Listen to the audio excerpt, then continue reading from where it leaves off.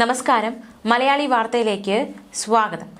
രാജ്യാന്തര പുരാവസ്തു കള്ളക്കടത്ത് സംഘവുമായി ശബരിമല സ്വർണ്ണക്കൊള്ള സംഘത്തിന് ബന്ധമുണ്ടായിരുന്നുവെന്നും സ്വർണ്ണപ്പാളി വിദേശത്തേക്ക് കടത്തി എന്നതടക്കമുള്ള വിവരം കൈമാറിയ ദുബായിലെ വ്യവസായിയുടെ മൊഴിയെടുപ്പ് നടന്നു. ഫോണിലൂടെയായിരുന്നു SIT അദ്ദേഹത്തിൽ നിന്ന് കൂടുതൽ വിവരങ്ങൾ ചോദിച്ചറിഞ്ഞത്. വേണമെങ്കിൽ ആവശ്യമുണ്ടെങ്കിൽ ഇനിയും അദ്ദേഹത്തിന്റെ മൊഴിയെടുക്കാനുള്ള സാധ്യതയുണ്ട്. എന്തായാലും ഈ ഒരു മൊഴിയുടെ അടിസ്ഥാനത്തിൽ അന്വേഷണം SIT വ്യാപിപ്പിച്ചിരിക്കുകയാണ്. ഇക്കാര്യം ദുബായിലെ വ്യവസായി തന്നോട് പറഞ്ഞെന്ന് കോൺഗ്രസ് പ്രവർത്തക സമിതി അംഗം രമേശ് ചെന്നിത്തല കത്ത് നൽകുകയും പിന്നീട് രമേശ് ചെന്നിത്തല SITക്ക് മൊഴി നൽകുകയും ചെയ്തിരുന്നു. അതീവ രഹസ്യമായിരുന്നു വ്യവസായി എത്തിയത് മൊഴി നൽകിയത്. ഫോണിലൂടെയാണ് വിവരങ്ങൾ ശേഖരിച്ചത്. ഒരു വ്യക്തത വരുത്തിയ ശേഷം കൂടുതൽ മൊഴി എടുക്കുന്നതിലേക്ക് കടക്കും. എന്തായാലും ഈ ഒരു വ്യവസായിയുടെ നൽകിയ വിവരങ്ങൾ അനുസരിച്ച് അന്വേഷണം പുരോഗമിക്കുകയാണ് SIT. നേരത്തെ ശബരിമല സ്വർണ്ണക്കൊള്ള അന്വേഷിക്കുന്ന പ്രത്യേക സംഘത്തിന് കോൺഗ്രസ് നേതാവ് രമേശ് ചെന്നിത്തല മൊഴി നൽകിയിരുന്നു. ശബരിമല സ്വർണ്ണക്കൊള്ള വിവാദവുമായി ബന്ധപ്പെട്ട് തനിക്ക് കിട്ടിയ വിവരങ്ങൾ SITയോട് പറഞ്ഞുവെന്നും ചെന്നിത്തല വ്യക്തമാക്കി.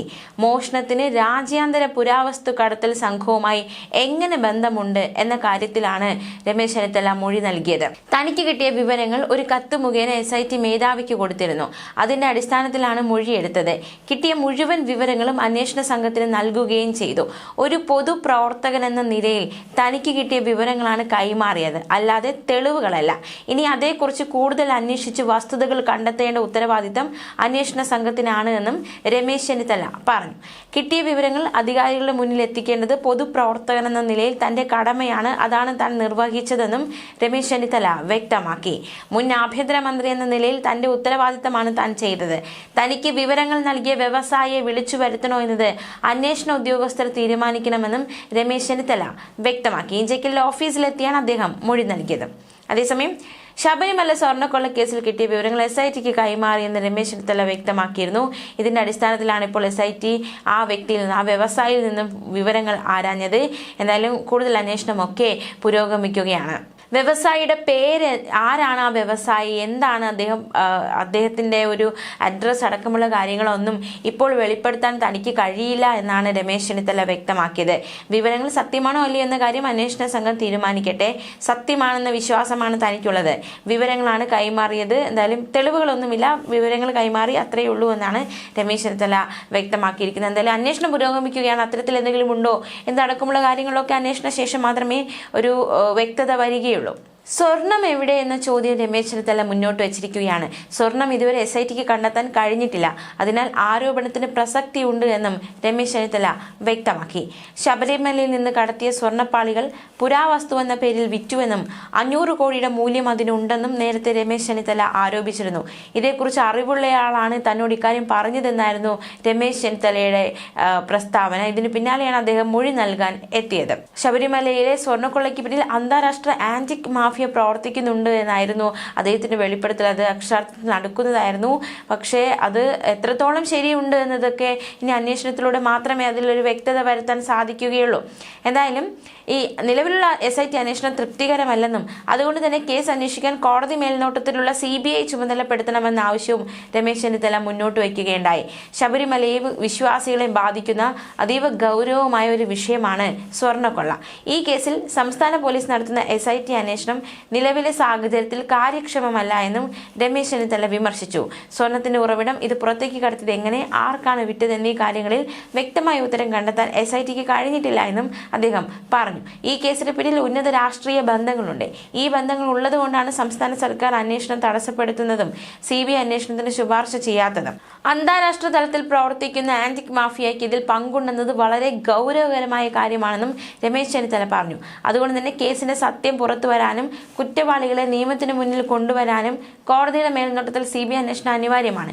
പാർലമെന്റിൽ UDF MPമാർ ഉയർത്തിയ ആവശ്യം കേന്ദ്ര സർക്കാർ അംഗീകരിക്കണമെന്നും രമേശ് ചെന്നിത്തല പറഞ്ഞു. രമേശ് ചെന്നിത്തലയുടെ ഗുരുതരമായ ആരോപണം ശബരിമല സ്വർണ്ണക്കൊള്ള കേസുമായി ബന്ധപ്പെട്ട് കേരളത്തിൽ നിലനിൽക്കുന്ന രാഷ്ട്രീയ വിവാദങ്ങൾക്ക് കൂടുതൽ ഒരു ചർച്ചകളിലേക്ക് കൂടുതൽ നയിക്കപ്പെടുന്ന തരത്തിലുള്ള വെളിപ്പെടുത്തലുകളാണ് അദ്ദേഹം നടത്തിയത്. എന്തായാലും വ്യവസായിയുടെ മൊഴി രേഖപ്പെടുത്തിയിരിക്കുകയാണ്. രാജ്യാന്തര പുരാവസ്തു കടത്ത് സംഘവുമായി ബന്ധപ്പെട്ട വിവരമാണ് SIT വ്യവസായിയിൽ നിന്ന് തേടിയത്. അതീവ രഹസ്യമായിട്ടാണ് മൊഴി രേഖപ്പെടുത്തിയത്. ചെന്നിത്തല വഴിയാണ് വ്യവസായിയുടെ വിവരങ്ങൾ SITക്ക് കിട്ടിയത്. അദ്ദേഹത്തിന്റെ ഐഡന്റിറ്റി പുറത്തു വന്നിട്ടില്ല. ഡിസംബർ 14 രമേശ് ചെന്നിത്തലയും പ്രത്യേക അന്വേഷണ സംഘത്തിന് മൊഴി നൽകിയെന്നതും ഏറ്റവും ശ്രദ്ധേയം. എന്തായാലും ഈ ഒരു കേസ് വെളിപ്പെടുത്തലുകളൊക്കെ ഇങ്ങനെ വന്നുകൊണ്ടിരിക്കുന്നു. ഓരോ ദിവസം പോകുന്നതോറും നടക്കുന്ന വിവരങ്ങളാണ് പുറത്തു വന്നുകൊണ്ടിരിക്കുന്നത് എന്നതും ഏറ്റവും ശ്രദ്ധേയം. അതേസമയം ശബരിമല സ്വർണ്ണക്കൊള്ള കേസുമായി ബന്ധപ്പെട്ട് മുൻ മന്ത്രിമാരെ സംരക്ഷിക്കാൻ സർക്കാർ ശ്രമിക്കുകയാണെന്ന് രമേശ് ചെന്നിത്തല നേരത്തെ ആരോപിച്ചിരുന്നു.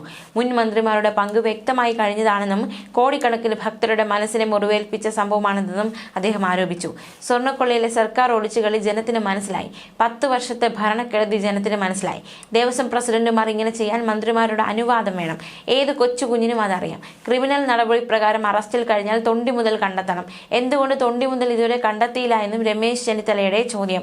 സ്വർണം എവിടെയാണ് പോയതെന്ന ചോദ്യവും അദ്ദേഹം മുന്നോട്ട് വെച്ചു. SITക്ക് മുന്നിൽ താൻ നൽകിയ മൊഴിയും ഇതാണ്. തൊണ്ടി മുതൽ കണ്ടെത്താത്തത് ദുരൂഹമാണ്. അന്വേഷണത്തിന്റെ പ്രധാന കണ്ടെത്തലാവണം തൊണ്ടി മുതൽ.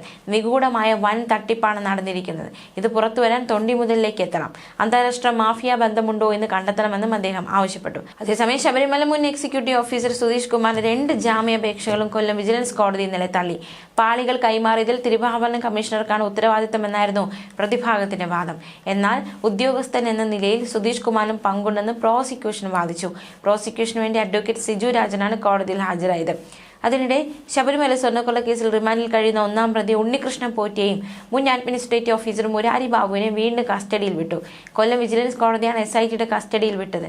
ഉണ്ണികൃഷ്ണൻ പോറ്റിയെ കട്ടളപ്പാളി കേസിലും മുരാരി ബാബുവിനെ ദ്വാരപാലക ശില്പ കേസിലുമാണ് അന്വേഷണ സംഘം കസ്റ്റഡിയിൽ വാങ്ങിയത്. മാത്രമല്ല, ഈ കേസിൽ നിർണായക നീക്കം SIT നടത്തിയിരുന്നു. തിരുവിതാംകൂർ ദേവസ്വം ബോർഡ് മുൻ പ്രസിഡന്റ് PS പ്രശാന്തിന്റെ മൊഴിയെടുക്കുക എന്നൊരു തീരുമാനത്തിലേക്ക് അന്വേഷണ സംഘം നയിക്കപ്പെട്ടിരുന്നു. ദ്വാരപാലക ശില്പങ്ങൾ 2024 സ്വർണം പൂശിയതുമായി ബന്ധപ്പെട്ട കാര്യങ്ങൾ ചോദിച്ചറിയുകയായിരുന്നു SITയുടെ ലക്ഷ്യം. അറസ്റ്റിലായ ഉണ്ണികൃഷ്ണൻ പോറ്റിയും ദേവസ്വം ഉദ്യോഗസ്ഥരും നൽകിയ മൊഴിയുടെ അടിസ്ഥാനത്തിലായിരുന്നു ഇത്തരത്തിലുള്ള തീരുമാനത്തിലേക്ക് എത്തിയത്. ന്യൂസ് ഡെസ്ക് മലയാളി വാർത്ത.